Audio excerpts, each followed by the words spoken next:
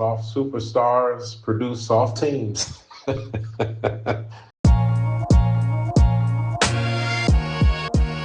mean, are these guys really number one options on their own team? Jayson, Tatum, Jaylen Brown.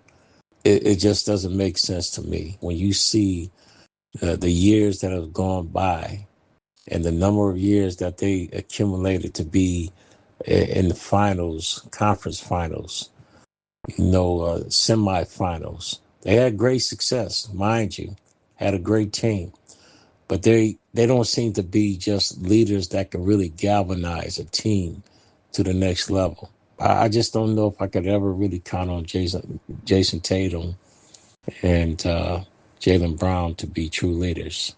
No, I think these guys are different. Even though they might be number one options, doesn't necessarily make them a winner. Because I don't feel like winners can be made in the gym.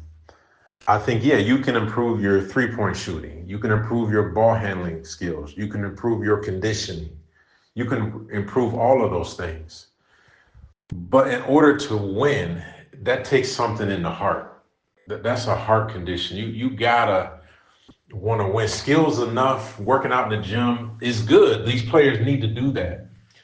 But it doesn't necessarily translate to winning. And that's why these greats like Jordan, Magic, Larry, and we can go on and on and on. That's what made them so devastating. They had the skills, they had different athletic abilities, but they were killers because no more than anything else in the world, they wanted to win. That's the only thing that really mattered to them, even over money. And I just don't see that today in these players. Well, that's the difference. I mean, because everybody's skilled players. Well, what separates them from winning championships? It's the different little nuances of the game that matters. It's not only having an IQ for the game of winning. You could be all greatly talented, all time talented skill wise. That doesn't matter when it comes to details, mindset, strong mentality, not being weak. Those things matter when it comes to winning championships. It goes far beyond just going into the gym, working on a jump shot, working on a 3-point shot, or even a post game. But now when you get into the spirit of competition in the playoffs, what are you going to do when it comes to the little things, the IQ plays, the leadership in the locker room? All those things matters when it comes to being a leader and winning championships. Yeah, exactly. Because skills, I mean, they're important and those guys should be training. And it's obvious that some players are in the gym working on their game more than others. But them skills, along with the heart, wanting to win bad. So when you're in that game 6, game 7, and that pressure is on, when defenses make a change against you, when you start getting double teamed, that heart, that will to win, that's when you make those adjustments and say, hey, we're not going down like this. We've gotta make these adjustments. And that's when that training, that skill, along with that heart and that mental attitude together, that's what helps win championships. As a superstar, whatever you have, then you figure out what you need to do to win with it and inspire your guys. And nowadays, the players, you just don't see that as much. You don't see the urgency to win. Like Bird and these Magic and these guys, they're going to go out there if they got a broken bone in their back. They're going to try to win a championship. You just don't see that now. And what kind of adjustments do you make in your career? Jordan, as skilled as he was the best player in the league and still wasn't winning championships. And so he was getting beat up in the playoffs. Detroit was beating him, and what did he do? Well, as the best player already in the league, he decided to put on some more muscle. He decided to toughen up so that he can handle some of the fouls and some of the torture basically that he was taking in the playoffs by mostly the Detroit Pistons. So he did that. So that's again that will to win, that heart, wanting to win so bad as the best player in the league, you make another adjustment. Again, it's tough to find that now. And what I liked about Jordan's approach, Jordan, he decided to just get stronger. He didn't go to another team. He didn't say, oh, man, I'm getting beat up by Detroit, so let me join forces with two other players on another team, like you know who. But Jordan said, no, I'm going to stay here in Chicago. I'm just going to get stronger because I've already got that mentality. I just got to get stronger. Whereas different with these players today, I ain't going to mention certain names, but we know who they are. When they lose, they abandon the ship with their team and join forces with other talented players.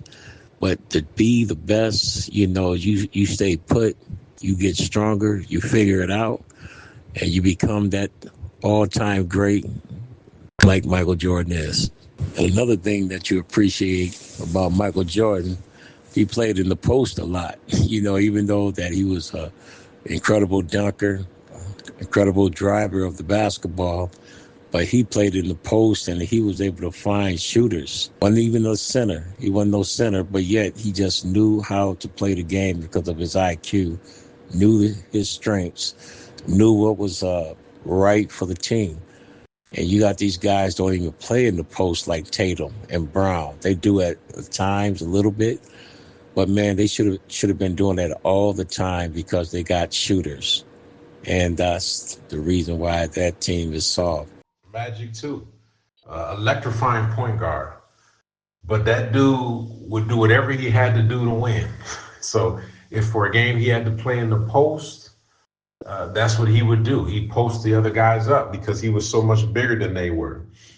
Even when Kareem went out for that final game in the finals, he played the center position and dominated. And Bird, same thing. He could post up. All were great passers. So to get their teams involved, Magic would sacrifice his game in order to get other guys going that were struggling. But it all stems from the desire to win. It wasn't about, well, my points are going to suffer, or if I do that, I won't reach this. It was, what did it take to win? And it's not, well, the team needs to do this better, or this player, what do I need to do? Instead of trying to team up like the young players do now, they're working on themselves along with the team. So yeah, and like you said, that's why you have soft teams. And Magic is a good example that you use. And we know what the Bible says.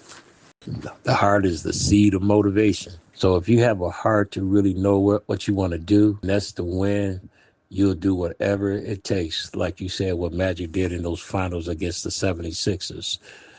He gave a great quote on the plane when Kareem Abdul-Jabbar got hurt. Game 6 or Game 7, Magic said, here, a 19-year-old rookie, he said, have no fear because Magic Johnson is here. This man talking like that at 19-year-old going against Dr. J and Caldwell Jones and Dawkins and those guys, and this guy dominated that finals because the fact that this guy came into the league wanted to win championships. So these players just don't have that mentality. They don't have that DNA. Soft superstars produce soft teams. Superstars are like a bunch of ice cream cones, a bunch of soft serve. Yes, ask Anthony Davis that. I mean, he's a prime example. He's a terry cloth, and that's why he's very soft.